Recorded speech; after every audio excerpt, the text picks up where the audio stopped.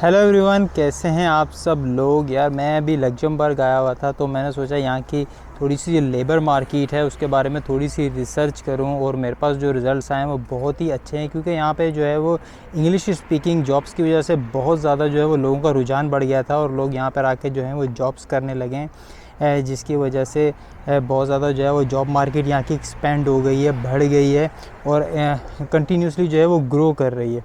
तो मैंने सोचा आप लोगों के साथ यहाँ की कुछ जो है वो इंटरेस्टिंग फैक्ट्स वगैरह भी शेयर कर लूँ कि आप लोगों को आइडिया हो जाए यहाँ पर आकर जॉब करना अच्छा रहेगा या नहीं, क्योंकि ये छोटा सा कंट्री है और ये 7th स्मॉलेस्ट फिर यूरोप का जो है वो कंट्री जो है वो बन जाता है। इसलिए लोगों का यहाँ पर जो है वो फिर रुझान नहीं है आने का ना, क्योंकि छोटा सा कंट्री लोग कहते हैं क्या ही काम होगा यार, वहाँ पे क्या ही जॉब्स होंगी। मगर यहाँ के जो टोटल आबादी जो है वो 6.5 लाख से ऊपर की हो गई है, मतलब 650,000 पीपल से ज़्यादा के लोग यहाँ पर रहते हैं।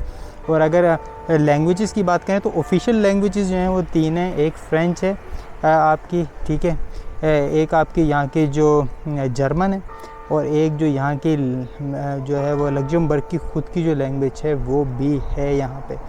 तो ऐसा करके 3 लैंग्वेजेस हैं। मगर यहाँ की जो सबसे अच्छी बात है, यहाँ पे इंग्लिश भी बोली जाती है और इंग्लिश स्पीकिंग जॉब्स भी अवेलेबल है। अच्छा, लग्जमबर्ग का जो शुमार किया जाता है दुनिया के अमीर तरीन मुल्कों में किया जाता है, क्योंकि यहाँ की जीडीपी और इकोनॉमिक ग्रोथ बहुत ही अच्छी है और यहाँ पर जो मिनिमम वेज जो है वो बहुत ही अच्छी है। 13.37 से लेकर 13.87 या 85 तक, कई अलग अलग जगहों पे अलग अलग है। तो ये पर आवर के हिसाब से मिलते हैं। अगर आप लोग एवरेज सैलरी की सिर्फ बात करो तो 3,295 यूरो पर मंथ यहाँ पे एवरेज सैलरी है लोगों की।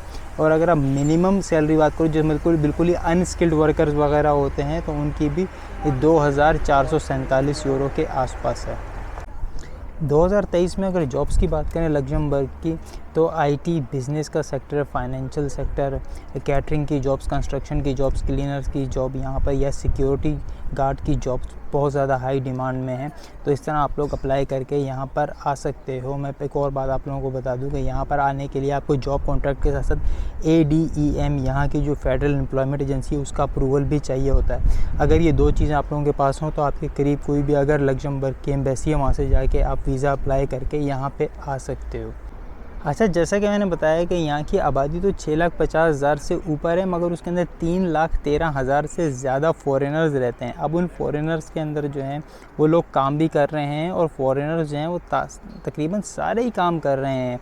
अनएम्प्लॉयमेंट का जो रेट 5 to 6% है वो अमंग द यहाँ के लोकल लोगों के अंदर है। जो फ़ॉरेनर्स यहाँ पर आए हैं वो ऑलमोस्ट सब ही काम कर रहे हैं, शायद कोई इक्का दुक्का ही होगा जो काम ना कर रहा हो। मगर ये जो लेबर फोर्स है ये 40% के आसपास है, या 40% से भी शायद ज़्यादा ही है अगर आप लोग उनकी टोटल लेबर फोर्स को काउंट करो, ठीक है। तो इसके अंदर ये है कि फिर जो EU वाले जो लोग हैं, जैसे कोई इटली से आया हुआ है, कोई पोलैंड से आया हुआ है, उन लोगों के लिए तो कोई वीज़ा वगैरह रिक्वायर्ड ही नहीं है, वो तो सीधा ही आके यहाँ पे काम शुरू कर सकते हैं ना।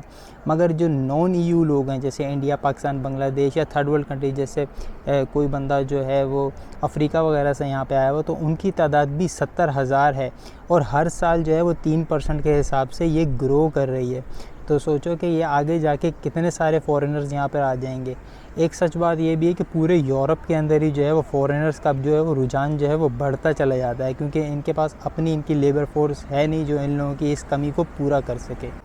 अच्छा, यहाँ पर सिर्फ सैलरी नहीं, रहने का ख़र्चा या खाने पीने का ख़र्चा, अगर आप किसी रेस्टोरेंट वगैरह में जाते हो तो वो भी बाकी के जो यूरोप की कंट्री उनसे ज़्यादा है, ठीक है। तो यहाँ पर अगर सैलरी वगैरह ज़्यादा होती है जिन कंट्रीज़ में, वहाँ पर रहने के अखराजात और जो हैं वो आपके खाने पीने के हर एक चीज़ के, मतलब स्टैंडर्ड लिविंग जो है वो भी एक्सपेंसिव होती है। यहाँ पे ट्रांसपोर्ट जो है वो बिल्कुल ही फ्री है, एक ही एयरपोर्ट है जहाँ से जो है वो फ़्लाइट्स आती जाती हैं।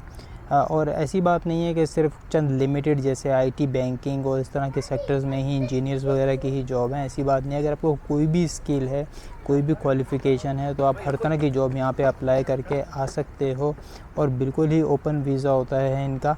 जैसे कि मैंने 2 चीज़ें सिर्फ बताई हैं, उसी पे बेस करती हैं। एक ADEM यहाँ की जो नेशनल एम्प्लॉयमेंट एजेंसी है उसका अप्रूवल, और एक जॉब कॉन्ट्रैक्ट आपका जो एम्प्लॉयर आपको रख रहा है, और फिर आप यहाँ पर आके अपना काम शुरू कर सकते हो। अब मेरे पास यही कुछ था बताने के लिए, क्योंकि मैं जहाँ भी जाता हूँ मेरी कोशिश होती है कि वहाँ की जॉब की अपॉर्चुनिटीज़ के बारे में भी आप लोगों को बताऊँ। 12 कंट्री बहुत ही अच्छा है, इसका बॉर्डर लगता है फ्रांस जो और जर्मनी के साथ का जो है वो बॉर्डर लग जाता है, बिल्कुल ही छोटा सा कंट्री है। तो कभी आना यहाँ पे हुआ तो बताना आप लोगों को ये कंट्री कैसा लगा, ठीक है। फिर मैं आप लोगों से मिलूँगा एक नई वीडियो में, तब तक के लिए बाय बाय, अल्लाह हाफिज़।